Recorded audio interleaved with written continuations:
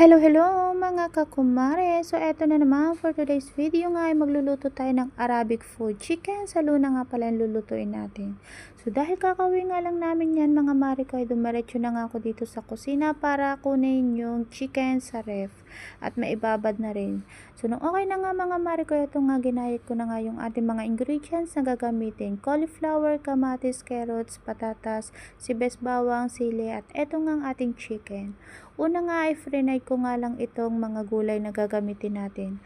Mas malutong kasi siyang kainin, mas masarap siyang kainin mga mare ko. Pero depende pa rin yan sa inyo kung ipa-fry nyo yan, pwede rin namang hindi. So okay na nga yan mga mare ko, kaya naman ay set aside ko na nga lang muna yan saglit. At eto nga, frenay ko na nga rin itong chicken mga mare ko. Konti nga lang yung gagamitin ko dyan kasi nga dalawa lang naman sila dyan kakain. So i-brown ko nga lang ng konti yan mga mare ko at okay na nga yan, kaya naman ay iset aside ko lang din yan. Eto nga mga mare kong dry ingredients ay ginisa ko na nga lang yan at kasama na nga rin itong bawang. Sinunod ko na nga rin itong sibuyas, sinalo-halo ko nga lang yan dyan hanggang sa maluto. After nyan mga mare ko ay set aside ko nga lang yan dyan sa kabilang gilid. Nilagay ko naman itong mga cute na kamatis.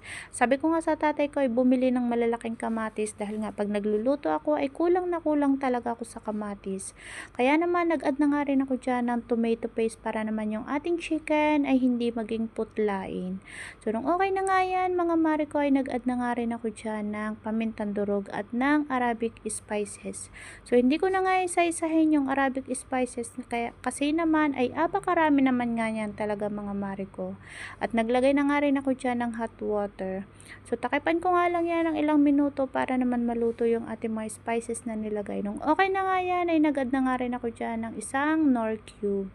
Tinunaw ko nga lang yung Knorr cube dyan at nag-add na nga rin ako dyan ng salt. Nung naluto na yung chicken natin mga mare ko, nilagay ko na nga rin itong mga gulay. Huli ko na nga ilalagay itong cauliflower dahil mabilis lang naman itong maluto. Hinalo-halo ko nga lang yan dyan mga mare ko at tatakipan ko nga lang yan ng ilang minuto hanggang sa maluto yung cauliflower. At kung nakaabot ka nga hanggang dito sa video ito mga mare ko ay please follow, like, and share para naman updated ka pa sa mga susunod nating video.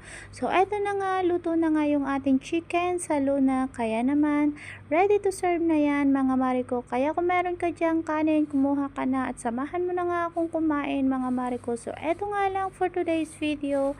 Hanggang dito na lang. Thank you for watching. Bye bye!